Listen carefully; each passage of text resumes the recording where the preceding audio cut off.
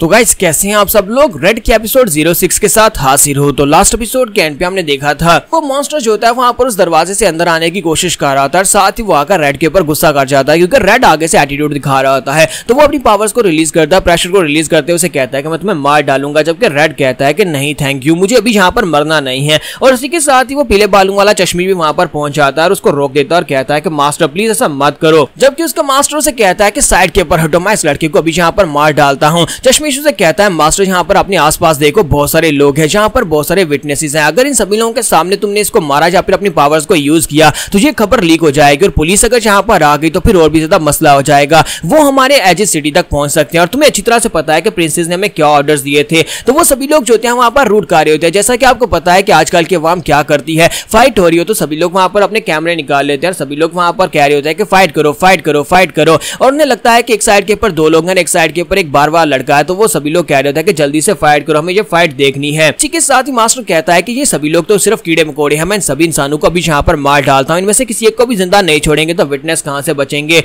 तो चश्मेश उसे कहता है कि मास्टर अगर तुम इन सभी को मार डालोगे तो केस बहुत ज्यादा बड़ा हो जाएगा और उसके बाद ये सभी लोग हमारी प्रिंसेस तक भी पहुंच सकते हैं। क्या तुम्हें पता नहीं है प्रिंसेस के ऑर्डर्स क्या थे? प्रिंसेस के ऑर्डर्स एब्सोल्यूट होते हैं, प्रिंसेस ने जो ऑर्डर दिए थे हमें उन ऑर्डर्स को फॉलो करना होगा। अच्छी तरह से पता है कि वो औरत यहाँ पर से अब आगे कहां पर जा सकती है, इसलिए फिलहाल के लिए हमें यहाँ पर से वापस जाना चाहिए। वो औरत खुद हमारे पास चलकर आएगी और इसी के साथ ही मास्टर और चश्मीश दोनों वहां पर से वापस मुड़ जाते हैं, जबकि हमारा रेड जो होता है अभी भी यहाँ पर उसे एटीट्यूड दिखा रहा होता है। इस बात से मास्टर बहुत ज्यादा गुस्सा होता है, लेकिन वो वहां पर से वापस चला जाता है। उसके चले जाने के बाद साथ वाली शॉप जो कि ज्वेलरी शॉप होती है वहां का दद्दू बाहर निकलता और कहता है क्या फाइट खत्म होगी? मैं तो यहाँ पर तुम्हारी मदद करने के लिए अंदर से डंडा लेने के लिए गया था, मैं बस आने ही वाला था। तुम्हारा रेड उसे कहता है कि दद्दू बस भी करो, कहीं तुम यहाँ पर पहले बेहोश ना हो जाना, अगर तुम्हें यहाँ पर कुछ भी हो जाता तो तुम्हारी वाइफ जो है वो बुड्ढी खुसड़ मुझे बिल्कुल भी नहीं छोड़ती, वो तो यहाँ पर मुझे थप्पड़ मार मार कर यहाँ पर बातें सुना सुना कर ही मार डालती। ठीक है, साथ ही अंकल उसे कहता है कि मुझे बताओ कि वो रिंग आज क्या तुम अपनी गर्लफ्रेंड को देने वाले हो? मुझे लगता है कि तुम्हारा काम बन जाएगा, तो तुम्हें यहाँ पर बहुत ज्यादा बधाई हो, क्या तुम मुझे पार्टी नहीं दोगे? तो रेड उसे कहता है कि पहले मुझे जाकर उससे बात तो करने दो, पहले उसे हाँ तो करने दो, उसके बाद मैं यहाँ पर तुम्हें पार्टी दूंगा और तुम्हें पार्टी दूंगा जरूर।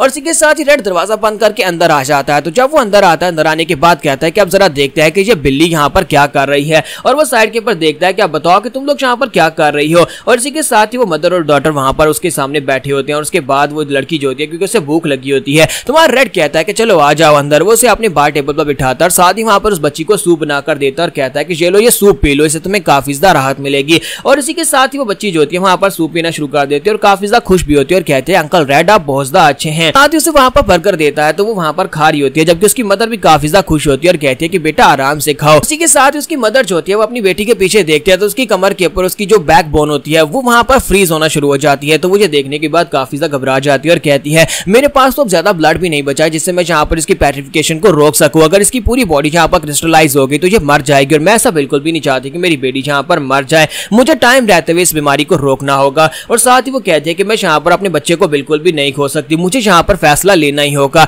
मुझे प्रिंसेस के पास वापस जाना होगा क्योंकि मैं वहां पर से ब्लड क्रिस्टल लेना चाहती हूँ, ब्लड क्रिस्टल की मदद से मेरी बेटी की जान बच सकती है। उस बंदे ने कहा था कि सिर्फ उसे ब्लड क्रिस्टल इसको बचा सकता है, इसके अलावा यहाँ पर इसका कोई इलाज नहीं है। तो मदर वहां पर थोड़ी देर बैठने के लिए बैठकर सोचती है कि वहां पर यहाँ पर क्या करे, क्या वो यहाँ पर अपनी बेटी को बचाए या फिर प्रिंसेस के प्लान का हिस्सा बन जाए। और इसी के साथ ही वो रेड से पूछते हैं कि मुझे एक बात बताओ, अगर तुम यहाँ पर किसी ऐसे को बचाना चाहते हो जो तुम्हारी जिंदगी में बहुत ज्यादा खास है तो क्या उसको बचाने के लिए तुम बाकी की सारी दुनिया को दांव पर लगा सकते हो? हमारा रेड उसकी बात सुनने के बाद कहता है कि फैमिली हमेशा यहाँ पर पहले आती है, अगर मुझे यहाँ पर एक तरफ अपनी फैमिली को बचाना और दूसरी तरफ पूरी दुनिया को बचाना हो तो मैं यहाँ पर अपनी फैमिली को बचाऊंगा और पूरी दुनिया को मरने दूंगा। तो ये बात सुनने के बाद उसे कहता है कि तुम्हारी बेटी बहुत ज्यादा क्यूट है लेकिन तुम लोग यहाँ पर क्या कर रहे हो? तो वो उसे कहता है कि मेरी बेटी जो है ये मेरी आंख का तारा है, यानी कि ये मुझे बहुत ज्यादा प्यारी है और मैं यहाँ पर अपनी बेटी को खो नहीं सकती। रेड उसे कहता है कि तुम्हारे पीछे जो लोग लगे हुए थे वो मुझे काफी ज्यादा गुंडे टाइप के लगे, कहीं तुमने उन लोगों के पास से पैसे उधार तो नहीं ले जो तुम यहाँ पर पैसे उधार लेकर भाग रही थी, यहाँ पर कहीं वो तुम्हारा हस्बैंड तो नहीं है जिसकी वजह से तुम मुझसे डर कर भाग रही थी? अगर यहाँ पर ऐसी बात है तुम्हें पुलिस के पास जाना चाहिए और जाकर उनको रिपोर्ट करना चाहिए, इतनी जल्दी तुम यहाँ पर अपने इस मसले को हल करोगे तुम्हारी बेटी के लिए उतना अच्छा रहेगा, वरना वो गुंडा जो है वो बार बार यहाँ पर आता ही रहेगा। तो इसी के साथ ही वो औरत जो होती है वहां पर सोच रही होती है कि मुझे लगता है कि अगर यहाँ पर इस इंसान को भी इस सब में शामिल किया तो फिर काफी ज्यादा दिक्कत दिक्कत हो जाएगी।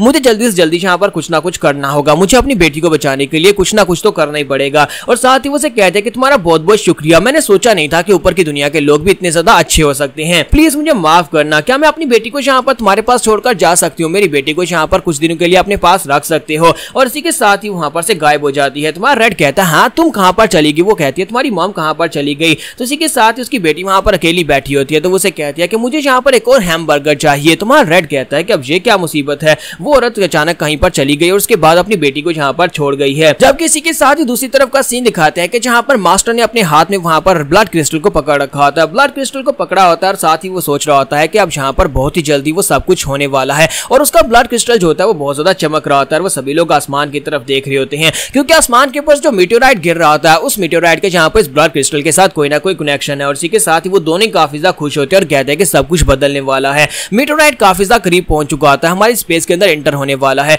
जबकि यहीं पर स्काई पार्क के ऊपर का सीन दिखाते हैं कि हमारी जीन जो होती है वो स्काई पार्क के ऊपर जाकर खड़ी होती है और वेट कर रही होती है और साथ ही वहां पर गाना गुनगुना रही होती है और मीटेओराइट की तरफ देखती है और कहते हैं कि मीटेओराइट बहुत ही जल्दी हमारे एटमॉस्फेयर में गिरने वाला है, ये एक बहुत ही शानदार नजारा होगा, स्काई पार्क के ऊपर से और भी ज्यादा खूबसूरत दिखाई देगा। तो यहीं पर 6 बज चुके हैं और आसमान के ऊपर अब चांद निकलना भी शुरू हो गया और चांद का कलर भी यहाँ पर बिल्कुल रेड होता है इस सीरीज के नाम की तरह। और यहीं पर 2 लड़कियों को दिखाते हैं, एक जो सोशल मीडिया के ऊपर यहाँ पर मीटेओराइट की पोस्ट लगाकर बैठी होती है और उसकी दोस्त उसके साथ होती है। तो वो दोनों जो होती है वहां पर गली से जा रही होती है दूसरी तरफ, जहां पर जाकर वो बिल्डिंग के ऊपर चढ़कर इस मीटेओराइट को गिरते हुए देख सकें। तो लड़की जिसके पास यहाँ पर मोबाइल होता है वो कहती है कि देखो यहाँ पर मेरे पास पूरे 9000 लाइक हो गए हैं, लगता है कि मेरी पोस्ट वायरल होने वाली है। और साथ ही से वहां पर एक और कमेंट आता है, वो दोनों वहां पर उन कमेंट्स को चेक कर रही होती है, काफी ज्यादा खुश हो रही होती है। तो मीना कहती है कि मैं यहाँ पर नई वीडियो अपलोड करने वाली हूँ, तुम सभी लोग यहाँ पर वेट करो। जबकि उसकी दोस्त से कहते हैं कि मैं तो यहाँ पर तुमसे बहुत ज्यादा जेलस हो रही हूँ, तुम बहुत ही जल्दी यहाँ पर एक बहुत ही बड़ी सोशल मीडिया सेलिब्रिटी बन जाओगी, इसी मीटेओराइट की पोस्ट डालती रहो। साथ ही वहां पर उसके 10,000 लाइक्स हो जाते हैं। जबकि इसी के साथ ही दूसरी लड़की जो होती है उसे कहती है मीना तुम्हें नहीं लगता कि हमें यहाँ पर इस जगह के ऊपर नहीं होना चाहिए था,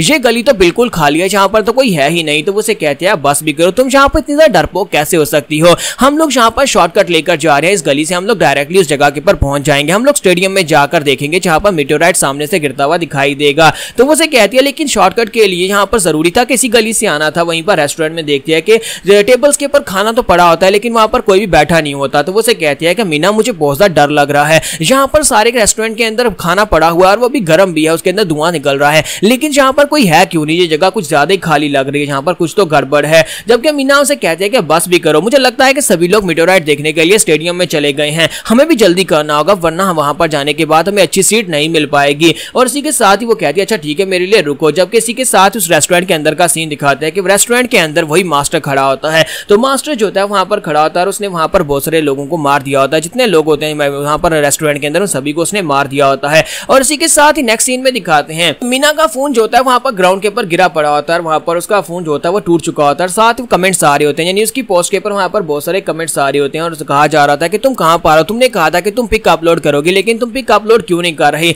आज तुम कहां पर चली गई हो। और इसी के साथ ही ब्लड क्रिस्टल को दिखाते हैं कि ब्लड क्रिस्टल जो होता है वो खुद बात वहां पर एक्टिवेट हुआ होता है और उस ब्लड क्रिस्टल के अंदर से वहां पर दांतों वाले मुंह निकलते हैं जो कि टेंटिकल्स की तरह होते हैं और उन्होंने वहां पर मीना को पकड़कर रखा होता है। तो मीना जो होती है उसको पकड़कर उसके बाद वहां पर वो सभी अपना मुंह खोलते हैं और मीना की पूरी बॉडी को वहां पर बाइट करते हैं और उसके अंदर से ब्लड निकालना शुरू करते हैं। तो ब्लड क्रिस्टल जो होता है वो खुद से वहां पर बिल्कुल एक एलियन की तरह उसकी बॉडी के अंदर से ब्लड को सक कर रहा होता है और वहां पर उसके जो उसका सेल होता है उसके अंदर उसे उसकी ट्यूब के अंदर वहां पर उसे एब्जॉर्ब कर रहा होता है। दूसरी तरफ मास्टर बैठा होता है, मास्टर वहां पर ये सब कुछ देख रहा होता है। मास्टर के पास वो काले बालों वाली लड़की होती है, उसने उसे अपनी गोद में बिठा रखा होता है और उसे कहता है कि बेबी तुम्हें बिल्कुल परेशान होने की जरूरत नहीं है, जिस तरह से तुम्हारी दोस्त वहां पर मजे ले रही है तुम्हें भी यहाँ पर मजे मिलेंगे। और इसी के साथ ही यहाँ पर हम लोग अपनी एपिसोड 06 का एंड करेंगे और नेक्स्ट एपिसोड में देखेंगे कि मास्टर का यहाँ पर प्लान क्या है और इस मीटेओराइट के गिरने के साथ इनका क्या रिलेशन है, ये हम लोग नेक्स्ट एपिसोड में देख पाएंगे। तो एपिसोड की एक्सप्लेनेशन अच्छी लगी हो तो कमेंट करके जरूर बताइएगा और वीडियो को लाइक करना मत भूलिएगा। Thank you.